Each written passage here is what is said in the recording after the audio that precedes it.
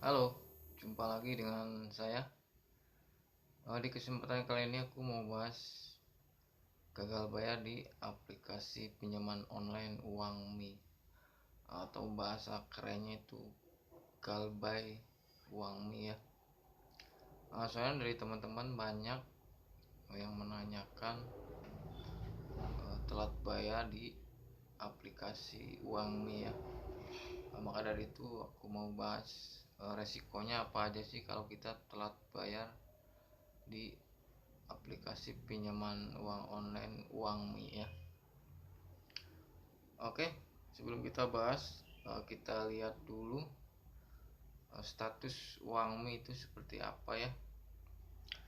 Kita buka di Play Store dulu.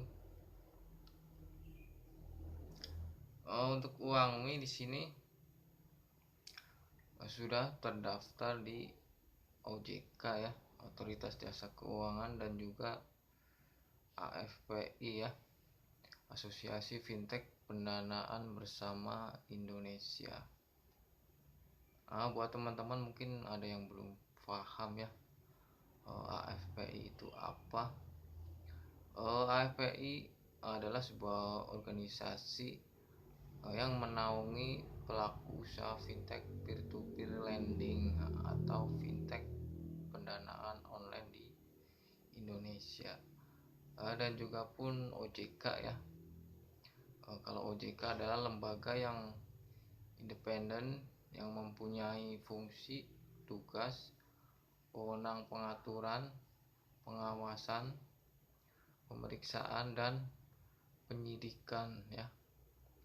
Untuk OJK itu dibentuk berdasarkan Undang-Undang Nomor 21 Tahun 2011 yang berfungsi menyelenggarakan sistem pengaturan dan pengawasan yang terintegrasi terhadap keseluruhan kegiatan di dalam sektor jasa keuangan.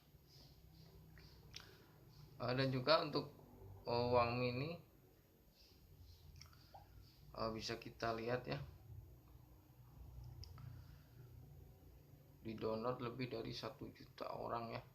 Berarti penggunanya itu banyak. Maka dari itu penting buat dibahas ya. Kalau kita telat bayar di Uangmi itu resikonya apa aja. Oke, yang pertama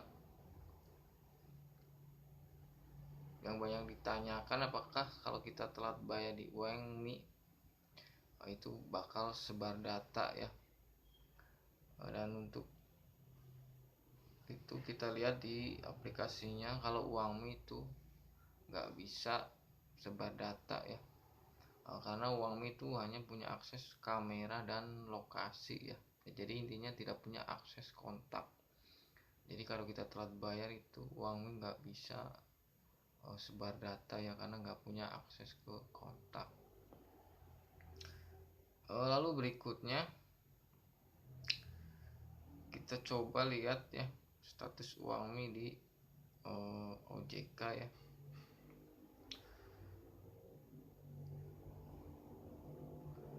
Jadi untuk penyelenggara fintech terdaftar dan berizin di OJK per 30 April tahun 2020 ya. Bisa kita lihat Uangmi udah terdaftar belum ya, kita cek. Untuk Uangmi ada di nomor urut 59 ya. Uangmi, PT Uangmi Fintech Indonesia, terdaftar itu 31 Juli 2018 ya. Oke, berarti Uangmi terdaftar di OJK ya. Jadi sekarang kita bahas dari beberapa komentar yang sering ditanyakan ya, terutama, Bang, apakah kalau kita telat bayar di Uangmi kita bakalan didatengin debt collector ke rumah? Itu yang sering ditanyakan. Untuk informasi terakhir yang aku dapat untuk aplikasi pinjaman online Uangmi itu belum ada yang didatengin ke rumah ya, dikunjungi ke rumah itu belum ada. Jadi intinya itu kalau untuk kita telat bayar di Uangmi, itu kita nggak didatengin ke rumah. Berarti Uangmi itu belum punya DC lapangan. Maka dari itu buat teman-teman nggak usah khawatir ya, kalau telat bayar di Uangmi itu Uangmi belum punya DC lapangan ya untuk saat ini. Untuk kedepannya aku pun akan informasikan kembali ya yang terbaru. Mudah-mudahan masih aman ya, belum ada DC lapangannya. Lalu untuk yang berikutnya yang sering ditanyakan itu di kolom komentar, Bang, aku udah telat bayar di Uangmi, udah 2 bulan lebih, dan bunganya semakin bertambah. Kira-kira gimana ya Bang solusinya? Oke, itu pertanyaan yang sering ditanyakan ya, kalau kita telat bayar bunganya semakin lama semakin besar. Sebenarnya enggak ya, kalau kita telat bayar itu bunganya akan berhenti ya di 100% ya.